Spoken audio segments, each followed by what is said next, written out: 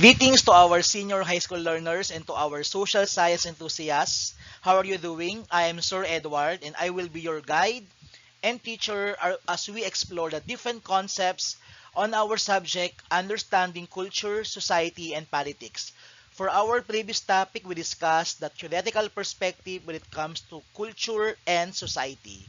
For today's topic, we will discuss ethnocentrism and cultural relativism, lesson number 3. This topic is considered as one of the core and heart topic of our subject UCSP. For this topic, we would learn to identify what is ethnocentrism and how can we promote and advocate cultural relativism.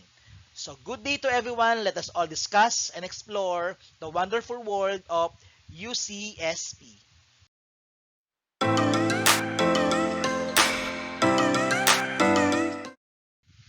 Let us define first the meaning of the word ethnocentrism. Ethnocentrism comes from two words. Ethno, which means people or nation, and centric, which means center. Ethnocentrism is a view that one's group is superior compared to another.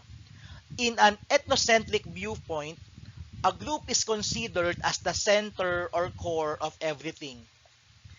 Ethnocentrism is the tendency to evaluate other cultures in terms of one's own and to conclude that other cultures are considered inferior, barbaric, or immoral. Therefore, when we say ethnocentrism, you're an ethnocentric if you're thinking that your own culture is better than another culture. Therefore, the practice of comparing other cultural practices with those of one's own and automatically finding those other cultural practices to be inferior is known to be ethnocentrism. For us to understand more the concept of ethnocentrism, I have here two examples. The first example here is Adolf Hitler. I guess you're all familiar with Adolf Hitler, one of the key or prominent personality during the World War II. At the height of his leadership in Nazi Germany, he promoted the idea of the Aryan or German supremacy. And this idea of the German supremacy is what we call as ethnocentrism. If you have this strong pride or you have this strong pride and proud of your culture, then you manifest what you call as ethnocentrism.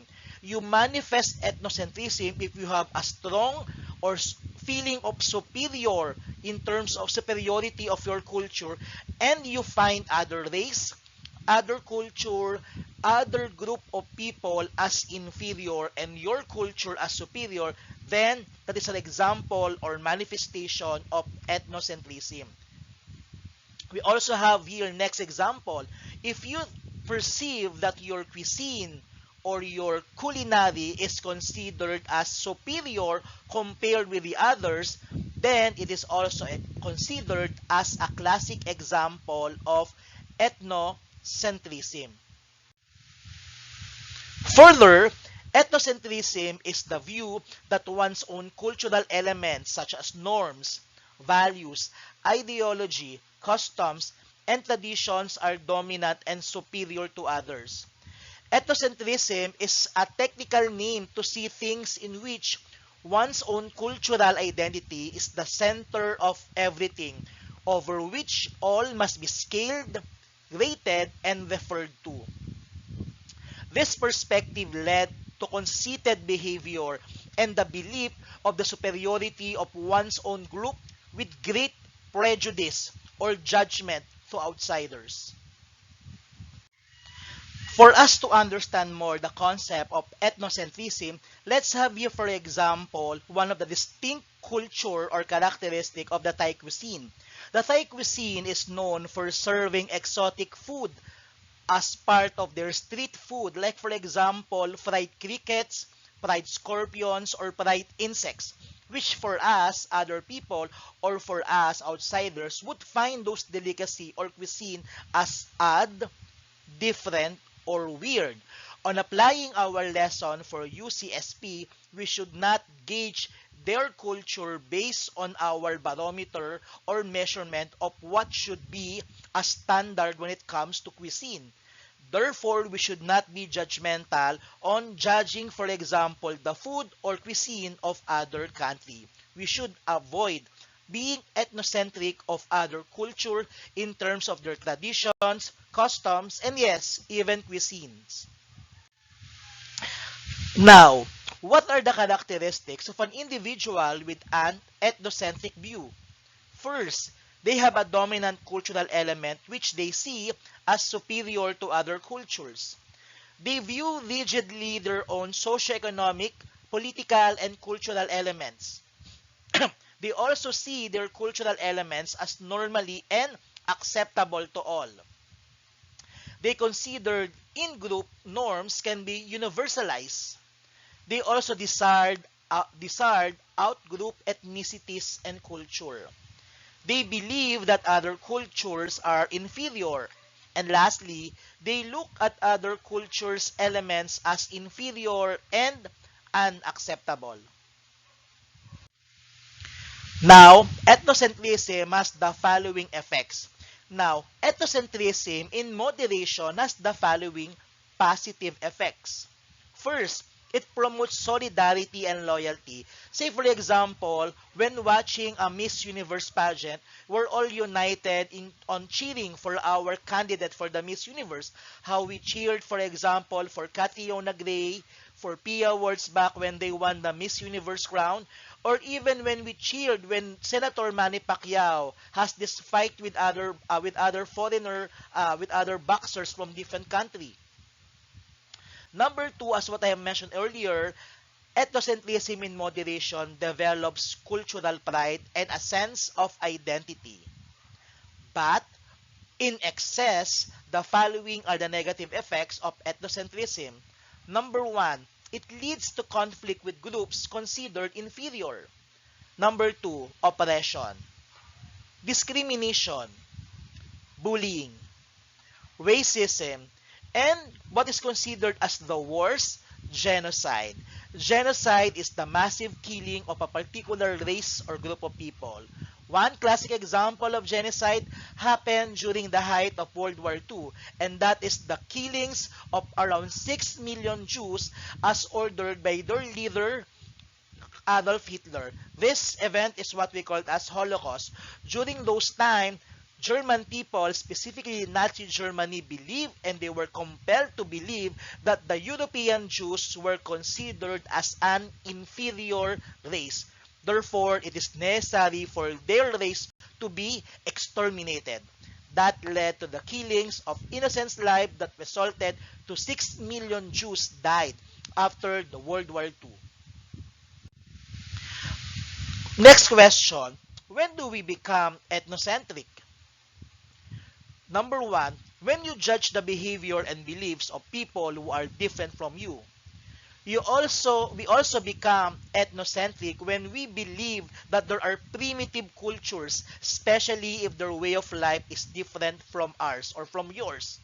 Therefore, we should be culturally sensitive. There's no such thing as primitive culture. Number three, when you believe that some cultures are backward if they lack the technology and consumerism of your own culture. Let's proceed now to the next important concept for our topic, and that is cultural relativism. This is considered as one of the core and heart of our subject, UCSP.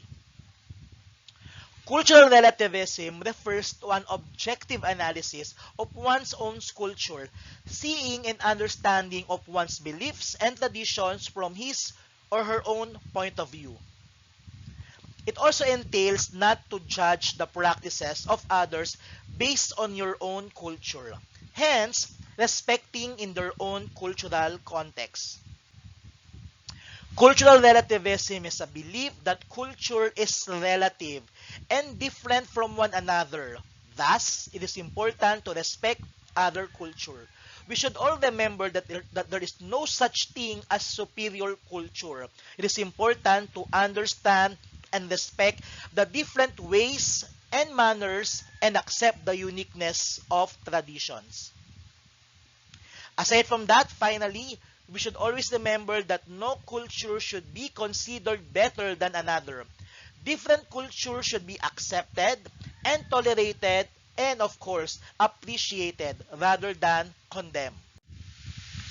According to James Rachel's 2003, the following claims have all been made by cultural relativists. Number one, we should remember that each society has a diverse set of moral conducts. Number two, there is no objective standard that can be used as a basis of comparison among societies. And number three, we should have high tolerance among all culture must be exercised always. The key word for cultural relativism is the word respect and tolerance. Now, when we say cultural relativists, these are people who believes and sees culture as relative. Meaning, when you say relative, it varies. Meaning, they do not judge other people's practices and understand that there is no such thing as right or wrong, nor good or bad when it comes to culture. So remember, ethnocentrism is being insensitive to other culture, while cultural relativism shows high cultural sensitivity. Avoid ethnocentrism, promote cultural relativism. Next important topic is xenocentrism and xenophobia. Let's define first what is the meaning of the word xenocentrism. Xenocentrism refers to a preference for the foreign. Actually, it is the exact opposite of ethnocentrism, a strong belief that one's own products, styles, or ideas are inferior to those which originated elsewhere. For you to better understand the word xenocentrism, xenocentrism is basically more of colonial mentality. We cannot deny the fact that we Filipinos, we have this penchant preference or fascination to everything that is foreign. And unfortunately, and this is a sad reality, that some of us has this preference to foreign culture, foreign music, foreign movies, foreign artists compared with our own culture, compared with our own traditions, with our own products, with our own artists. We tend to support others and we tend to neglect our own. This is basically xenocentrism. We perceive other culture as superior and our culture as inferior. Next concept is the concept of xenophobia. Xenophobia is the fear of what is perceived as foreign or strange. From the word phobia. Phobia means fear. Example of which is when we say xenophobia is the fear of foreigners. Or for example of xenophobia is racism or this extreme hatred for the foreigners. This is xenophobia and we should all avoid by all means xenophobia. We should all respect, appreciate other culture, other people, other community. We should not be xenophobic. That is the key. That is one of the main idea of studying UCSP, to appreciate, respect, and celebrate different culture, different people, for us to promote a healthy, conducive, and peaceful society. And for our last concept, we have culture shock. Culture shock is the feeling of stress and anxiety that most people experience when encouraging a culture different from their own. Basically, we experience culture shock where if we're on a foreign land or if we're dealing with different people, we experience culture shock. Say for example, you're an OFW and you spend, for example, your first few days or first few weeks working on a different country and exposing to their customs and traditions, one might experience culture shock. So therefore, it is important for us to learn their culture, 'di ba, before we go, 'di ba, or before we visit or before we work on that country, for us to minimize the effects of culture shock. So before we end with our discussion, let's have here a short assessment of what we have discussed from today's discussion. Let's identify the following situation, whether it shows ethnocentrism, cultural relativism, or xenocentrism. Let's have item number 1. Mike, a devout Catholic, respects the beliefs of his friend who is an INC or Iglesia ni Cristo. Is it ethnocentrism, cultural relativism, or xenocentrism?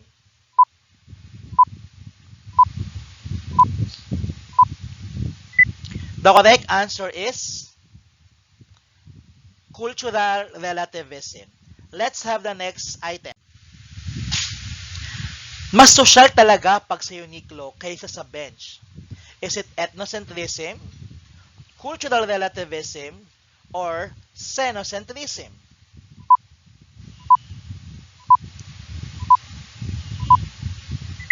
The answer for this one is xenocentrism. If you have this fascination or penchant for the foreign culture, then that is xenocentrism. Number 3. Ang weird talaga ng mga Tagay-Thailand. Kumakain ba naman ng insekto? Ew. Ethnocentrism, cultural relativism, or xenocentrism?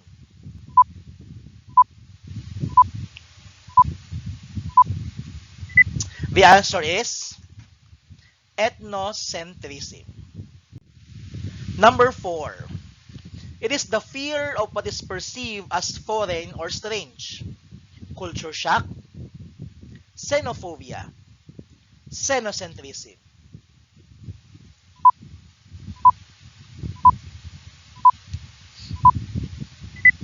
The answer for number 4 is xenophobia. And for our last item, number 5.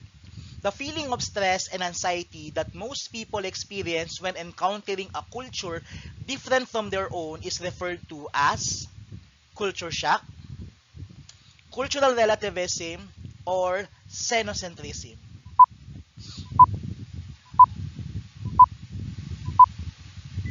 The answer is culture shock.